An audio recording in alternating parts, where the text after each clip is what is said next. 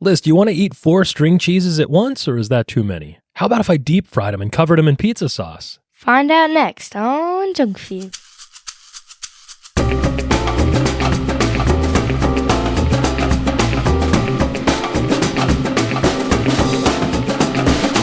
Oh, yeah! Welcome to Junk Feud, the podcast about junk food, where we rate and review mystery treats to determine which one will be the undisputed champion of snacks. I'm your host, Mike. Alongside me, as always, Alyssa. Hey, Dad. Hey, Liz. So, what is next to the USA? What's next to the USA? Next to? USB. Oh, come on.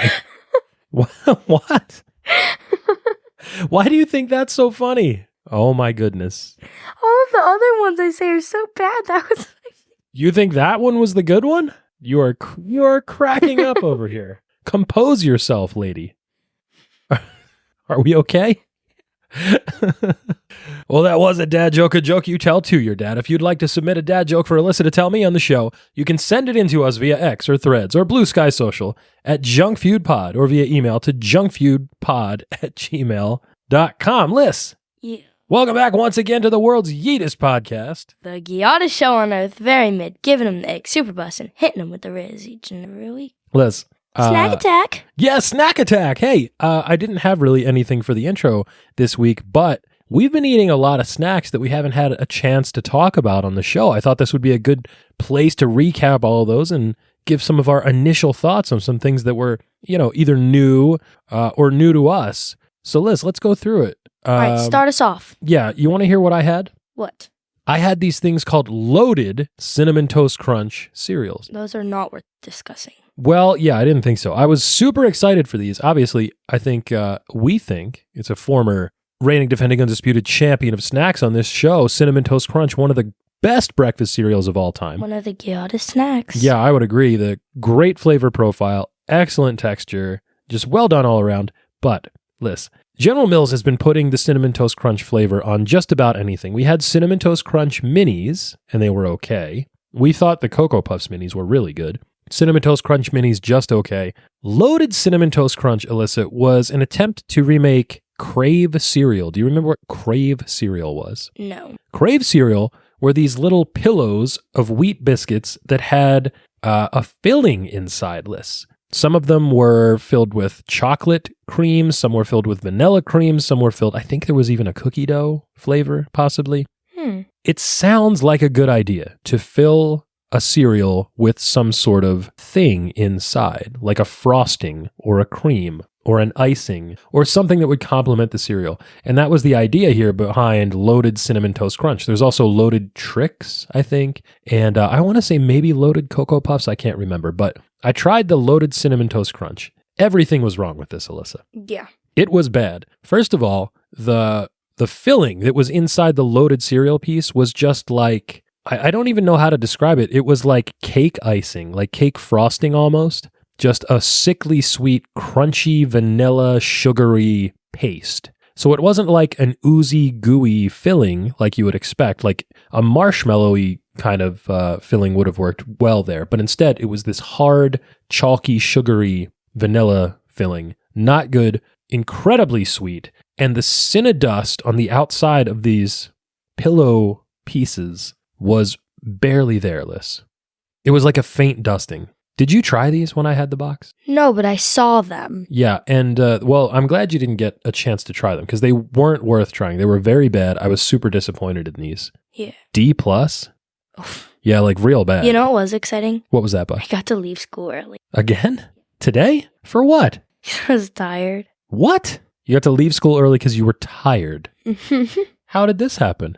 I don't know. Why do you get so excited about not going to school? Because I had 8th period science. Oh, you mean science, the class that you told me you're super worried about because you have a test tomorrow and you don't understand the material and you didn't study? Yeah. That class that you skipped today? Yeah. Unbelievable. Yeah. You better hope this show gets super popular, kid, because you're going to need a fallback plan if you don't go to school. It's okay. I'll be like Otis Amber in the Weston game, 4th grade dropout. I don't know any of those words that you just said. Exactly, because I learned it at school, so boom. Oh, all right. Well, fine. You know what I learned at school? No, actually, surprisingly, they do not teach you that, and we're making it up as we go along.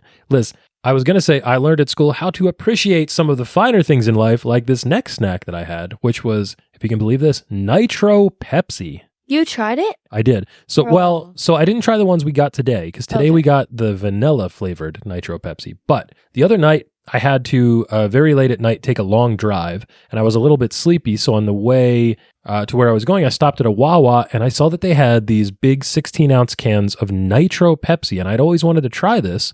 So I grabbed one. And do you know what Nitro Pepsi is, Alyssa? It's just an energy drink. So it sounds like it would be an energy drink, but it's not.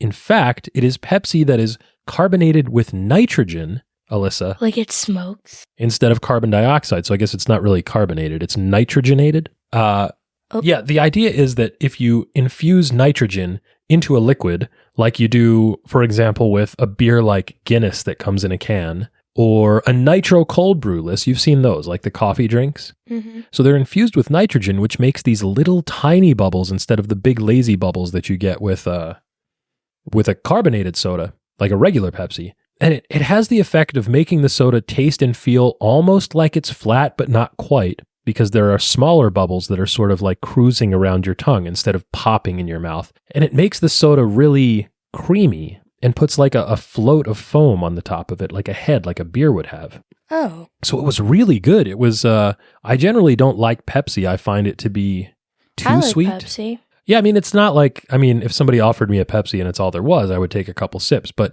in the great Coke versus Pepsi debate, the Pepsi challenge, Pepsi loses for me every time to Coke because I like the more nuanced flavor profile I think that Coke has instead of the sort of overt sweetness that's in a Pepsi. But in this case, the nitrogen sort of smoothed all that out and made it very creamy and very cold. And that was like the perfect pick-me-up for that long drive that I had. It's so annoying when people say Pepsi and Coke taste the same because they don't. I don't agree, yeah. They don't taste the same at all. They taste so different. Well, here's a spoiler. We're going to do the Pepsi challenge on this show at some point when it's Pepsi week. We are going to try blind taste test Coke versus Pepsi on that show. Good. I'm excited for that because I've never actually done it. I have. We do those types of things at like birthday parties a lot. Yeah, I guess that's true. Like we did Bean Boozle. Ugh. Oh my gosh. Remember when Uncle Pat got the barf one and actually barfed?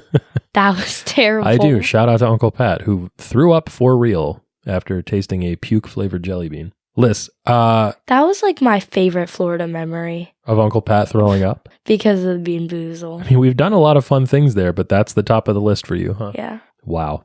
Anyway, shout out to Uncle Pat again. Liz, speaking of pick-me-ups, you had a little pick-me-up snack in the car today.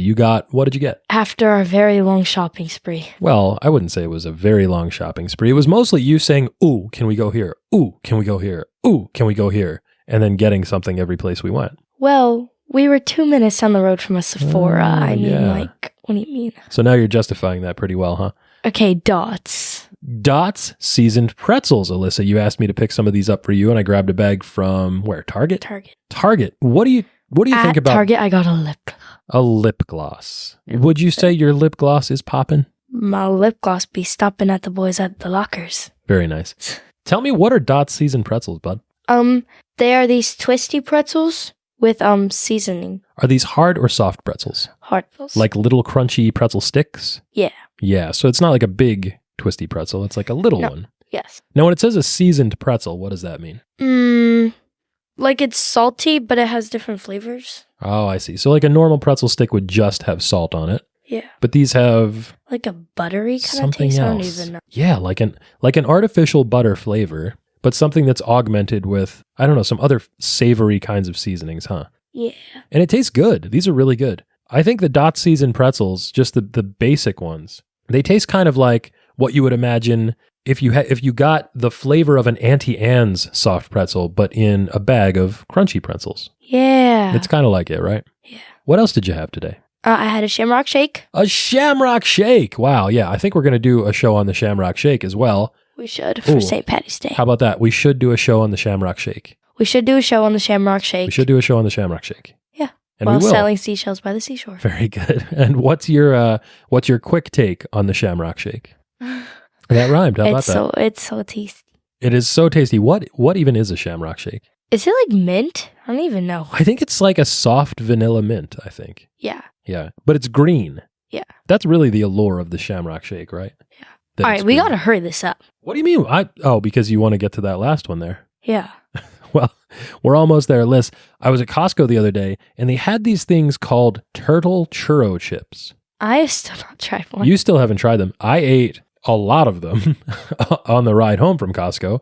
I have this bad habit where when I have to go to Costco and go shopping, I'll usually grab a giant bag of some sort of crunchy salt or other type of crispy snack, and I'll load all the stuff that I just got from the Costco into the trunk of the car, but I'll take that bag and sit it in the front seat and open it up and snack on that on the drive home. And that's what I did with these turtle churro chips. Now, I don't know why they're called turtle chips. I'm guessing because they're in the shape, vaguely, of a turtle shell. You think that's maybe what it is? Maybe. Now, they seem to be very thin, very crispy wafers of a slightly cinnamon-sugared pastry of some sort. They almost remind me of very thin wafers of like Cinnamon Toast Crunch, for example. Yeah. But then they're coated in a very, very thin, just the barest whisper of chocolate as well. And Liz, those things are dynamite. The flavor... So I'ma light it up like dynamite. Yeah, exactly. I was lighting this bag of turtle churro chips up like dynamite in the car, Liz, because... Good job lighting them up, Dad. That's right. Light them up, up, up. Shout out to Vinny. Liz, Bye. thank you. I was waiting for you to do that.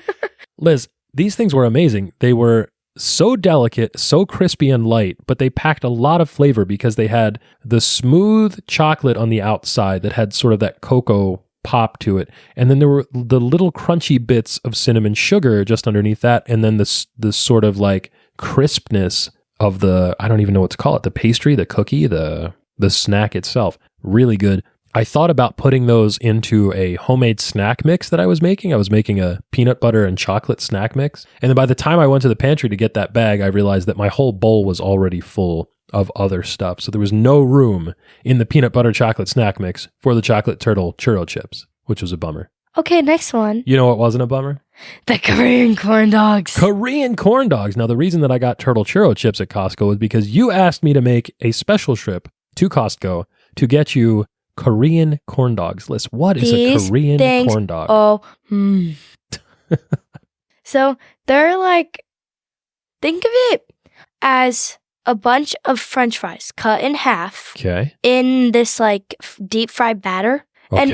And that batter goes around a mozzarella stick on a stick. Oh, and you wow. Deep fry it. It's So a Korean corn dog is not a hot dog, Liz. At No, least not the there's one no that we hot dog. have.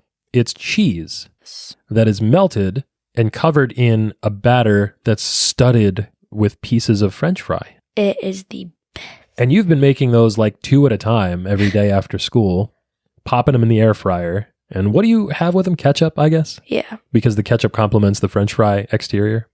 Yeah, these are good, obviously. It's a difficult thing to replicate if you're not getting them pre-made from somewhere else. I guess you could batter and fry and French fry stud a cheese stick if you really wanted to, but that's a little bit more work than we want to do at home. Yeah. You will recall, Liz, a couple summers ago, there was a Korean corn dog stand on the boardwalk in Ocean City, New There still Jersey. is. It's still there? Me and Bella get them when we go. Oh, yeah, wonderful, wonderful. They're so good. And these were so good. And Liz, What? you were saying that a Korean corn dog is just a mozzarella stick that's battered and coated with French fries? Well, hey, that reminds me of this week's snack. Up next on Junk Feud, it's Mozzarella sticks. yeah.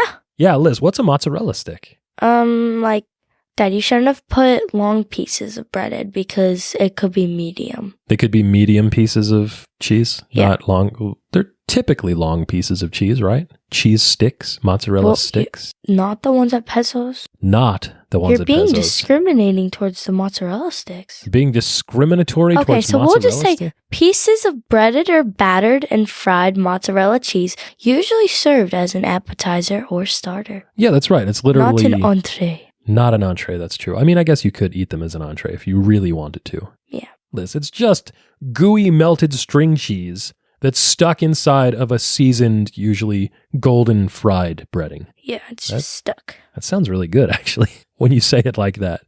Liz, you may not believe this, but there are 2 different origin stories for mozzarella sticks. That's right. That's right. Usually we talk about the creator myths around some of the foods that we discuss on this show Yeah. and how they're, sometimes embellished, sometimes outright lies, obviously, occasionally not able to be proved through any historical record. But in this case, Alyssa, according to the, get this, Innovation Center for U.S. Dairy, which is a real thing apparently, the first written evidence of frying breaded pieces of cheese to have as a snack comes from, get this, medieval France, Alyssa. Speaking of medieval, who did we go to medieval times with for Chase's birthday? Lachlan. Shout out to Right. Lachlan. That's right.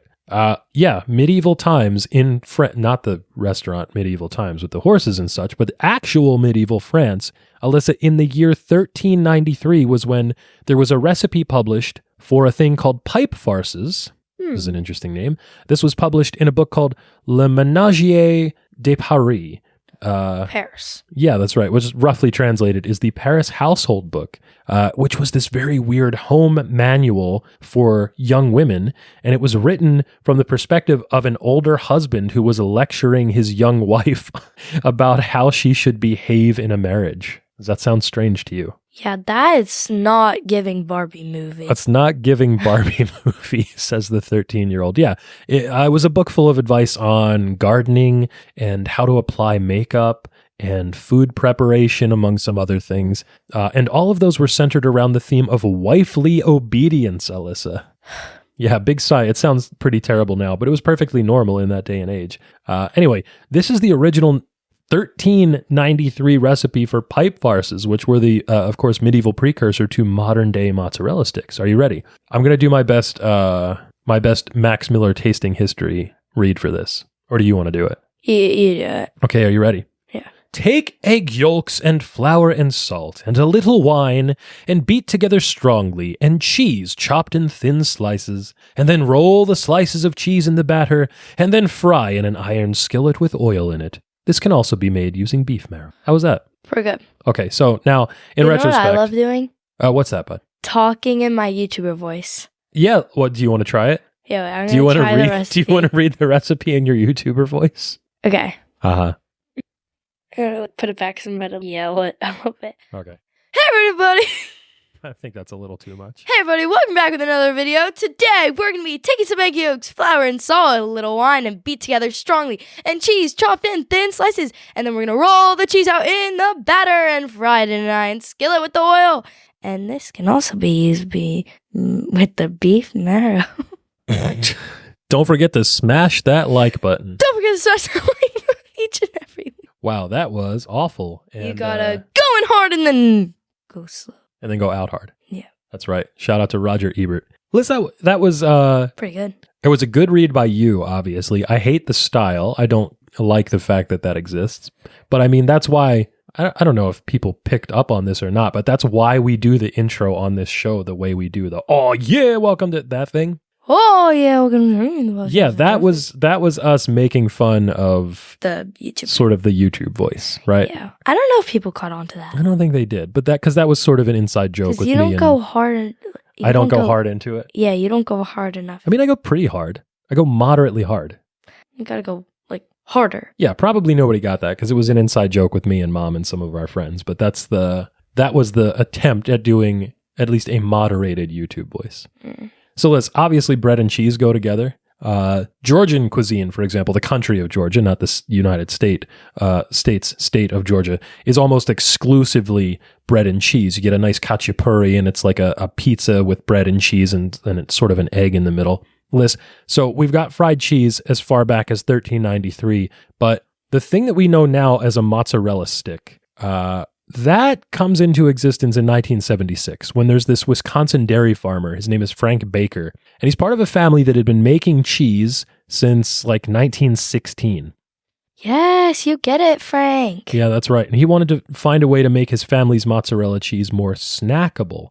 So here's the thing. In the 1970s, mozzarella cheese was exploding in popularity across the country. It was part of like a food fad. So like in the 70s, mozzarella is like what Nashville hot was a couple years ago. Or like sriracha or something like that, right? Sriracha. Yeah, exactly. So there's these pizza places that are opening up all over the country in the 60s and 70s. The local pizza places becoming more and more prevalent. Food science and farming technology are making production of cheeses simpler and more efficient. And Baker Cheese, the company that Frank worked for, his family company, converted their operation to making mozzarella full-time around the mid-1970s. And so they were looking for ways to make their product more available to more consumers in more ways. So all Frank, what he did was he took a ball of fresh mozzarella cheese and he stretched it out into a rope and he cut it into these handheld size sticks. And then they dried it a little bit so the moisture was sort of driven off. And that was the birth of string cheese, Alyssa. Yippee! And then like a few late nights after that, somebody took a look at that string cheese and was like, yo, we gotta deep fry this. we should bread that and put it in the fryer. And then they did. So Liz, we've already done 1976 on the show. So what else was going on in 1393 in medieval France and other places when the first fried cheese was invented? George the 6th? That's the 7th, dear. The what? George the 7th. But how's that the 7th? Because a V That's is 4. No, a V is 5, dear. Oh. Yeah. Oh. Wait, then what's a 4? With the line in front of it? Yeah. Oh no, I wrote the wrong number on my social studies paper then. Well, oopsie. I guess we're fact-checking your homework in real time. Yeah, George the 7th. Became king of Georgia. Uh-huh. Abdul Aziz II Uh-huh. became sultan of what's now Morocco. Very good. Morocco. Thank you. Raymondo. That sounds like Brad Mondo, the hairstylist. It's Raimondo, like the name Raymond. Raymondo de Balzo. Balzo. Is that funny? Balzo. Orsini became Prince of Taranto, but not Canada. Right. In what's now southern Italy. Very good. Samsonite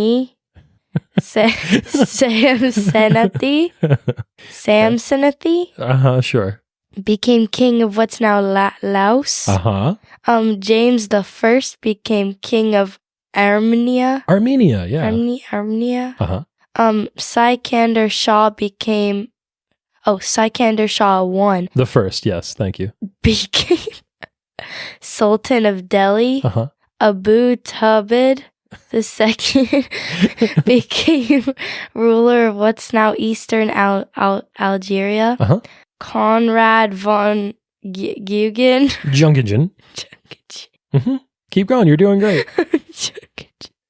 became Grand Master of the Teutonic Teutonic Knights, that's right. Oh God. Maulrandaha McDermott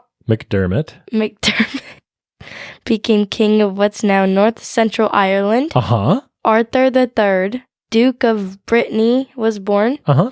And John of Nepomuk died. Yeah, John of Nepomuk died. He was martyred, actually. He became a saint. So shout out to John of Nepomuk. Yeah, Liz, I just tried to find the silliest names and I see. Regency transitions that I could for that. Guess what happened? What's up? I learned a new word today. Oh, boy. Arson. Arson. Yeah. Okay, well, yeah. Would you like to tell the people at home what arson means? Keep in mind, we have lots of young listeners to this program. Shout out to Owen and Ruby, our young listeners. It's when you set a house on fire to try to kill people, right? Well, arson is just setting fires on purpose, yes. Oh. I'm sorry, did you have murder in mind when you were... I got murder. Thank you. So Liz, we were talking about medieval times. We got fried cheese in medieval times, not, like I said, at medieval times. They have tomato bisque, not fried cheese, but in actual medieval times. And then we fast forward to America's bicentennial, where we have fried mozzarella sticks made from breaded string cheese invented in Wisconsin. And then, of course, we have the inevitable spread of this classic snack as, get this, Liz, sports bars and bowling alleys start to spread throughout the country. There's a kid in my grade who loves going bowling.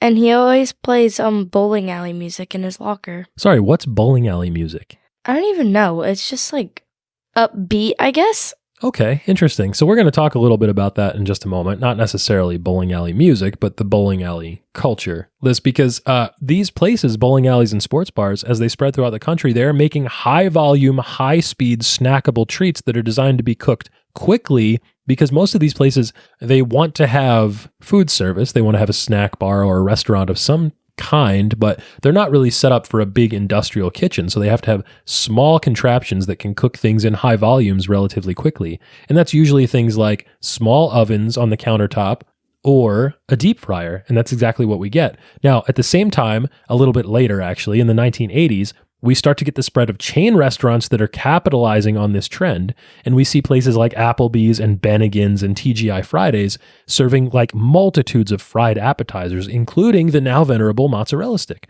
And so it simply becomes a part of American cuisine around this time. So Liz, Yes. it's interesting today that you get mozzarella sticks increasingly in like neighborhood pizza places. Yeah. Because that's typically associated with Italian cuisine. But mozzarella sticks are not Italian food at all. I was actually just talking to someone about this. Who was I talking about this with? I don't know.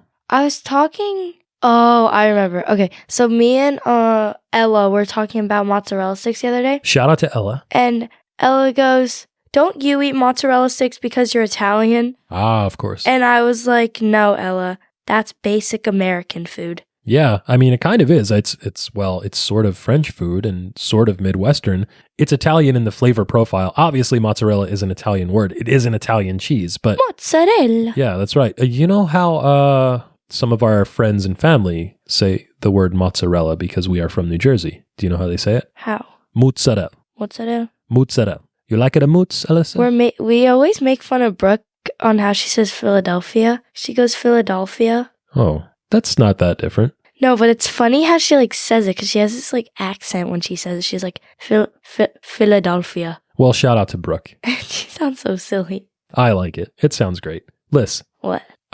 This is the same as like buffalo wings and onion rings, which are the same kinds of fried snacks that you can get at your local pizza shop, but they don't have Italian origins either. Yeah. No, here's some other things to consider, Alyssa, because the standard mozzarella stick obviously is a classic. It's very accessible. It's got the Lindy effect thing going on for it where it's been around for a long time, so it's likely to be around for an even longer time. People seem to like the form factor, the dunkability of it, the flavor, everything just sort of works with a mozzarella stick. But did you know there are other types of fried cheese as well? Like what? Well, all of them have similar things going on. They're generally salty and crispy on the outside and sort of stringy and chewy and melty on the inside. Perfect for pairing with some sort of sauce accompaniment that complements the tangy and creamy cheese inside. Now, some of those, like you were asking just a second ago, are simply variations on a theme where you're just changing the shape. So I'm thinking of some restaurants that purport themselves to be a little bit fancier than a local strip mall pizza place. Maggiano's, for example, Alyssa. You like Maggiano's, right? They serve a big slab of fried cheese. It's essentially a big family-style mozzarella stick. You're meant to cut it and eat it with a knife and fork, but it's basically the same thing. Oh, I have some clarification to say something real quick. Okay, please. So, I was in school today, and I was talking to some friends of the show. It's not important who, because then your feelings will get hurt. Okay. But am I going to have to cut this out? No. But I was asking about, like, the show, because they were talking about it, and they were like, you know how you said that people only listen for your random talks? Ah, of course, that's right. They said that's true. Oh, how dare you. So more random nonsense from the girl and less dry recitation of facts from, the one that actually does the research and writes the, excuse me. Unbelievable. So Liz, like I was saying, there are in fact different types of cheeses that can be fried aside from a low moisture mozzarella. I'm thinking here of things like squeaky Wisconsin cheese curds, Liz. Yeah, you like cheese curds. We got some really good cheese curds at a restaurant in Traverse City, Michigan that's since closed down, unfortunately, but those were really good. And you can get them at Culver's if you've got that fast food spot nearby. That's right. The I don't know. Oh, the Virginia food. Virginia food? That's coming to the Philadelphia place. You know this, come on. I have no idea what you're talking about. The food we got in Virginia. We've gotten lots of different types of foods. The fast food place with the lemonade. Raising Cane's? Yes, that's coming soon. Well, they don't have cheese curds, but guess what? Do you want to hear something funny? What? I had Raising Cane's yesterday. Dad! There was one in Burlington on the drive home. Why would you get that without me? Well, I wanted a snack. Was it good? It was good. It was really good. Cane sauce is A+. Yeah, but they don't have... Why did you bring that up? They don't have cheese curds. I don't know. That reminded me of cheese curds. Probably talking about Culver's, right? Yeah. How about this, Alyssa? A stick of halloumi cheese can be fried. I've had halloumi sticks in a pub in London while I watched a rugby game, actually. That was really good. Indian paneer, for example, can be a fried cheese. Your mom likes saag paneer, which is the paneer with spinach. March 5th. March 5th. That's soon.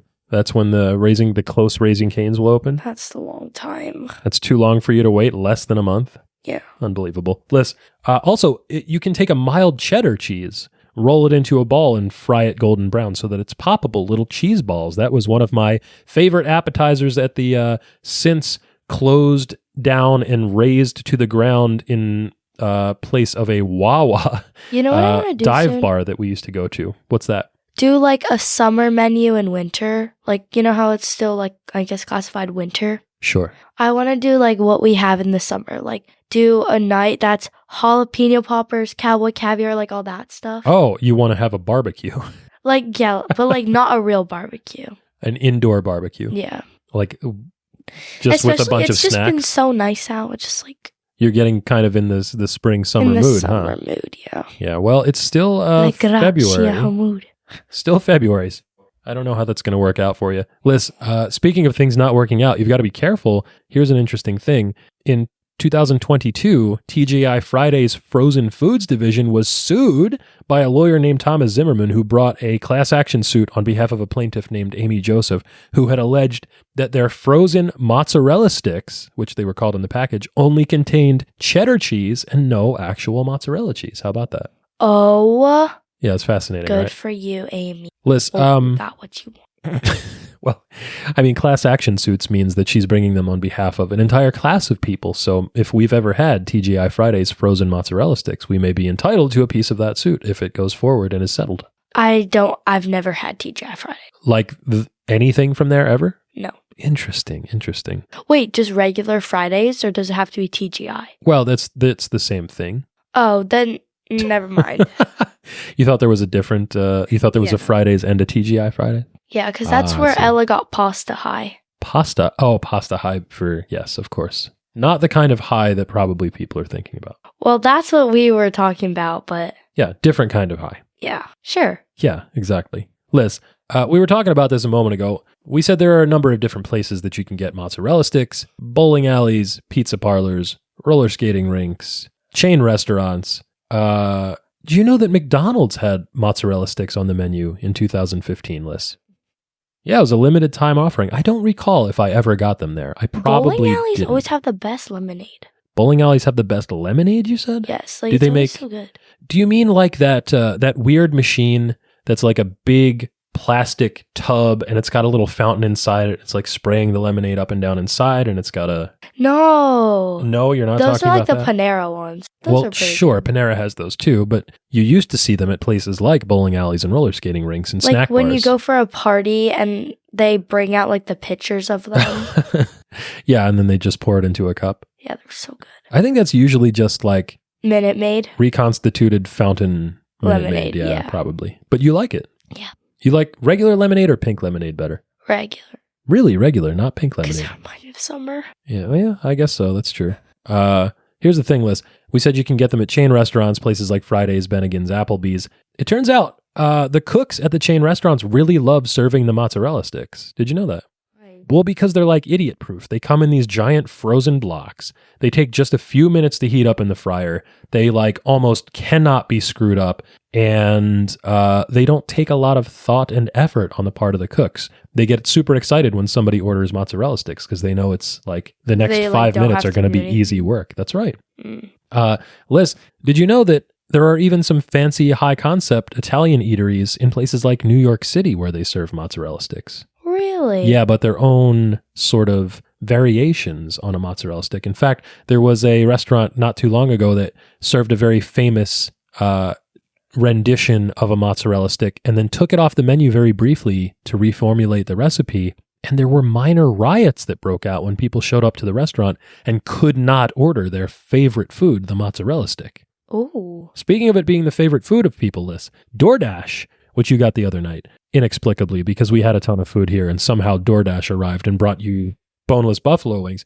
Alyssa, DoorDash said that mozzarella sticks were the most ordered food during the NFL season during football games on Sundays in the year 2021, even outpacing buffalo wings and French fries and fried pickles and all those other things that people get. You know, DoorDash just kind of shows up a lot. Yeah, that's weird how that happens, isn't it?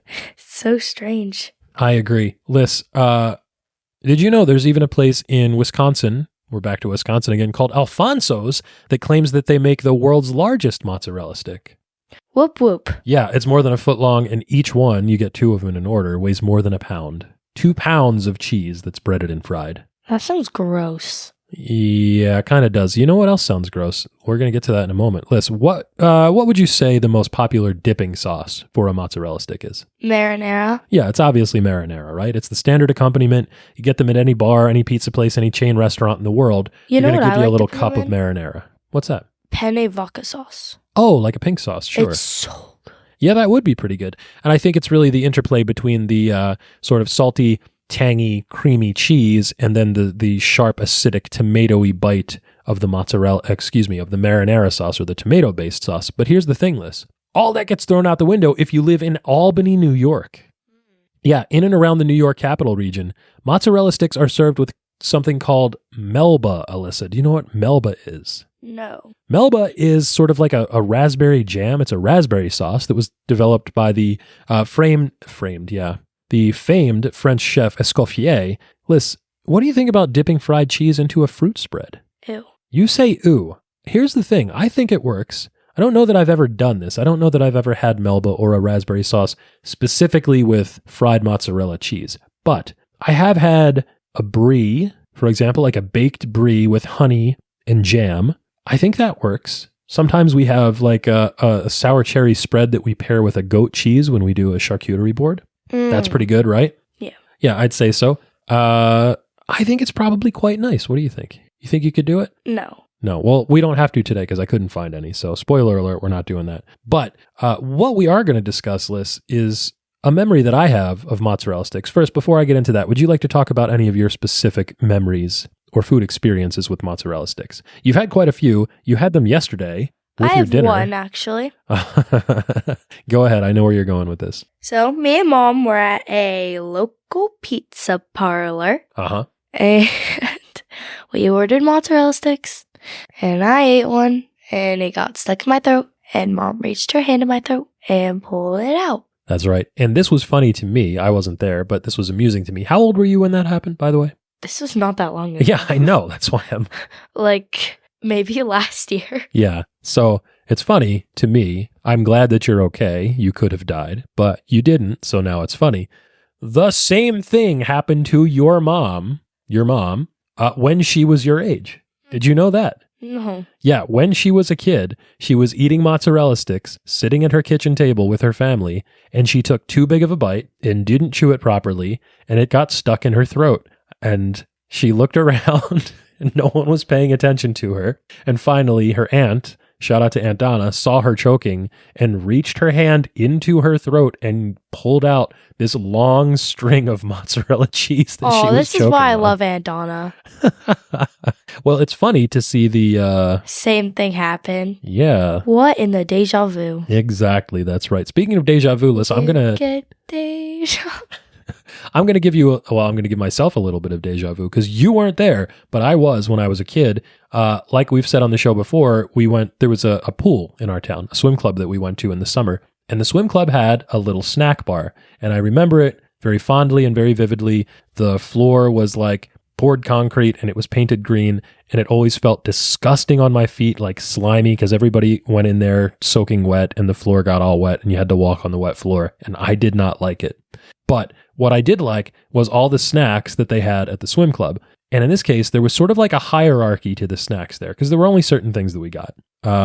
Usually, Liz, I got a small Yum Yum. Do you know what a Yum Yum is? No. Yum Yum was a local brand name for a very specific type of water ice, like an Italian ice, for those of you that are not from the That makes me Delaware miss Kona Valley. ice. That's right. Yum Yum was sort of like a creamy, thicker water ice, if you can imagine that. Those were very good. I usually got root beer if they had it. It was served in a little tiny paper cup, and it was 50 cents, I think, for the small one. And if you got a large one, a bigger cup, it was $1. Now, that was the thing that I usually got. Sometimes I would get a soft pretzel. I think they were like $0.25. They were delivered fresh from the local pretzel places in and around Philadelphia every morning. It was extra special. We talked about this on the Soft Pretzel Show. If you got them deep fried and then poured sugar from the sugar shaker for the coffee on top of them. Yeah. That was good. The step up from the Yum Yum, Alyssa, was a thing called a froze fruit. Have you ever heard of a froze fruit? No. Froze fruit was a popsicle, but it wasn't just made of like syrupy sugar water frozen in a mold. It was made of pureed real frozen fruit with chunks of actual frozen fruit inside it. And that was the high roller popsicle because that was $1 also. I hardly ever got those. I think I might have gotten those like maybe once or twice. French fries, Alyssa, were also $1. Now, these were not good French fries. They were just like frozen, kind of too thick, again, bowling alley style French fries. Ugh. But for whatever reason, when it was summertime and you were a little chilly from getting out of the ice cold pool water, because that pool was not heated, it was always very cold. Remember when me and Lily were swimming in April? Yeah, that was wild. Well, we turned the heater all the way up, so that was, there was steam coming off of the pool here. That was bonkers. Again, we're not that far away from doing that again, huh? Thank goodness. That's right. It's almost here. Liz, the French fries at the pool were good. They were always fried, golden, crisp, and delicious. They were covered in salt. They kept the ketchup outside so it wasn't in the fridge, so it didn't have that kind of like chill to it. You had like warm ketchup, which I really like. There's something different about the way that the aromas are released from a warmed ketchup, if I could, be fancy for a minute. So those were really good. And then they had real food too, like hot dogs and hamburgers, but I don't think anybody ever got that. But the king of the snacks there, Alyssa. Mozzarella stick. Yeah, that's right. The mozzarella stick. Top of the heap, number one, cream of the crop, the mozzarella stick. So Liz. What the? Are you ready? Because it's now time for my favorite part of this show. Alyssa reads the ingredients, and you are cringing because there's a big long list of ingredients in mozzarella sticks. Here we go. Are you ready? Part skim mozzarella cheese, pasteurized milk cultures, salt, enzymes, calcium chloride, non-fat milk, bleach, wheat flour, water. Wheat flour contains 2% or less of buttermilk blend, buttermilk, sweet cream, whey solids, Romano cheese, part skim cow's milk, cheese cultures, salt, enzymes, citric acid, dextrin, dextrose, whole eggs, egg white solids, unsalted butter, pasteurized cream, natural flavor, artificial and natural flavors, spices, garlic powder, onion powder, whey, yeast, wheat, gluten, leavening, sodium, acid, pyrophosphate, sodium bicarbonate, sodium aluminum phosphate, dehydrated parsley, rice flour, yellow corn flour, modified food starch, modified potato starch, dextrin, sugar, dextrose, maltodextrin, salt, yeast extract, soybean oil, maltodextrin, sugar, xanthan gum, paprika extract for color, liquid and hydrogenated soybean oil, TBHQ and citric acid preservatives, dimethylpolyesteroxide, something? Dimethyl polysiloxane, dear. Anti-foaming agent. Thank you. Hold on. Sorry, I read it wrong. Marinara. That's the one you couldn't figure out?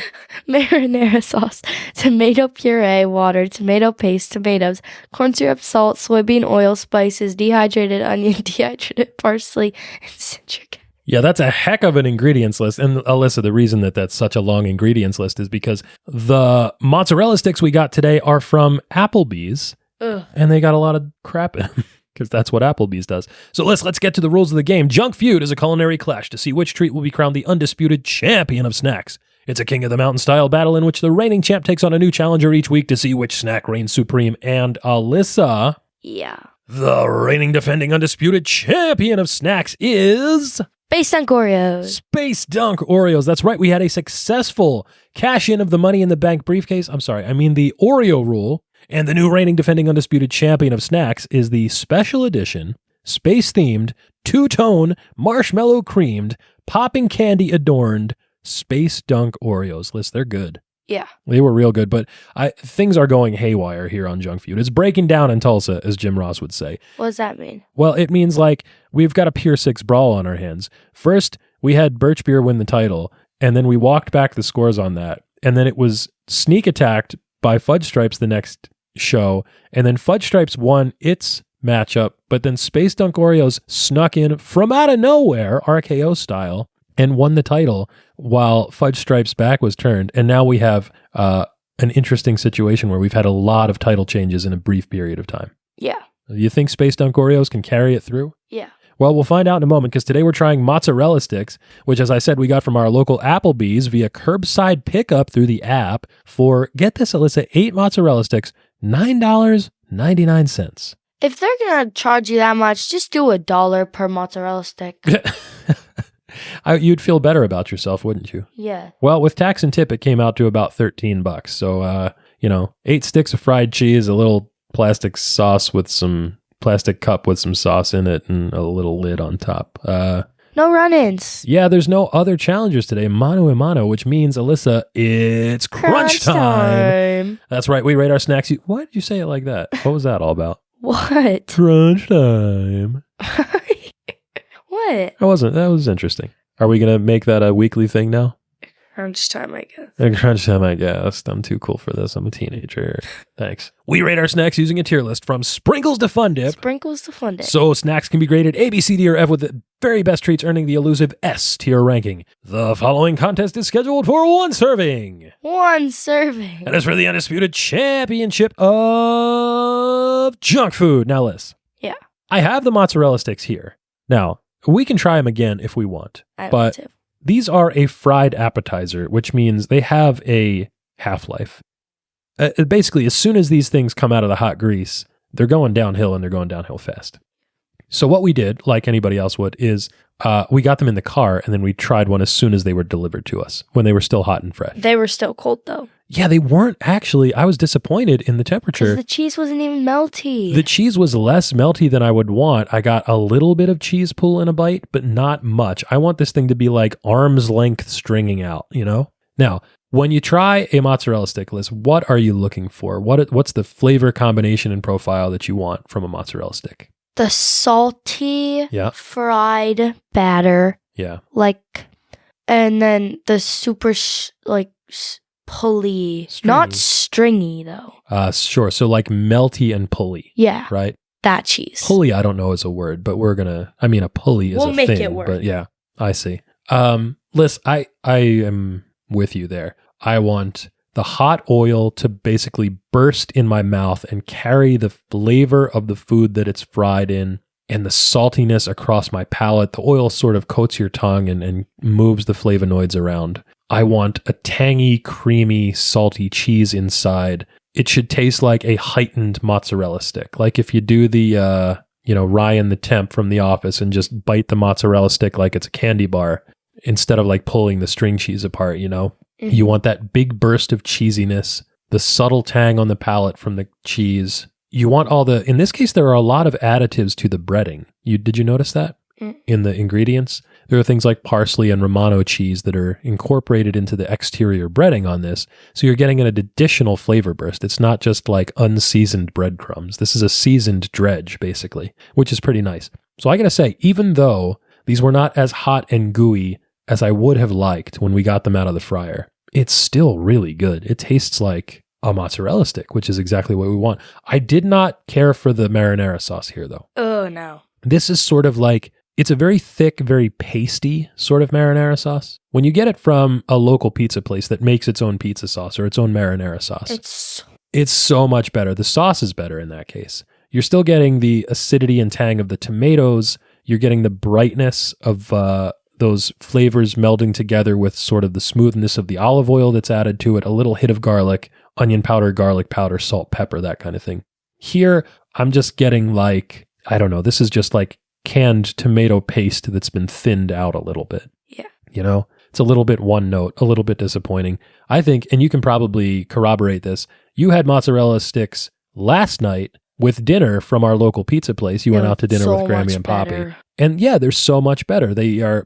Now, listen, they're probably the same like big Cisco pack frozen block of cheese that's coming from a factory and then a warehouse somewhere.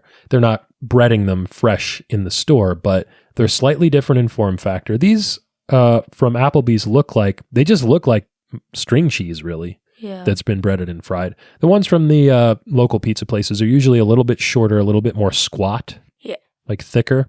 Like stubbier. So those are usually a little bit better, and the thickness of the cheese allows it to sort of get a little bit gooier and meltier. Yeah.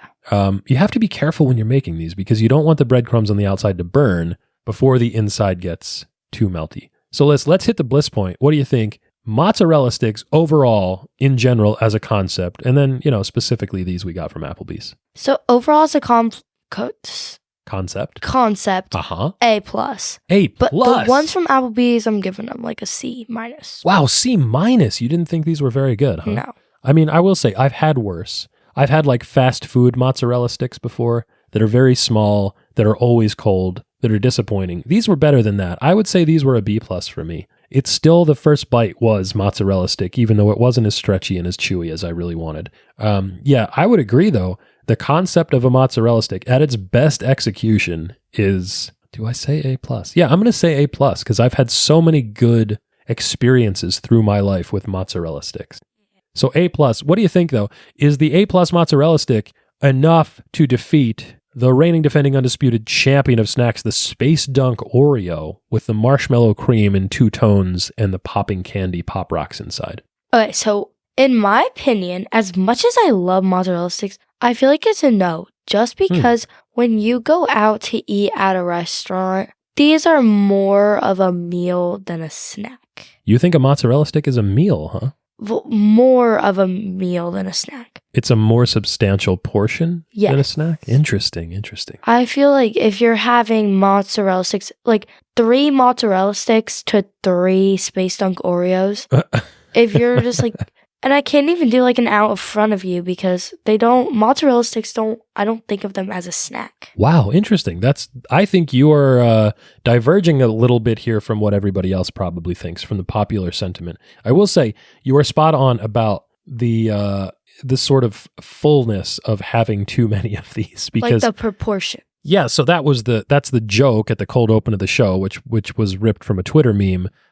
You would probably not grab 3 or 4 string cheeses and just eat them all at once. Down them. Right, exactly. But it seems appropriate to do that with a plate of mozzarella sticks that you get as an appetizer. I mean, when we go out to dinner at the pizza place and we get mozzarella sticks, I will usually have 2 mozzarella sticks before my meal comes. Yeah. And that seems a little bit extravagant now that I think back on it. Yeah. So you're saying no, Space Dunk Oreos retains. That's what I'm saying. That's what you're saying. You know what? That's what I'm going to say too. Mozzarella sticks are great. I think the Space Dunk Oreo is a more consistent application and a more novel treat, and I think probably it gets the nod here.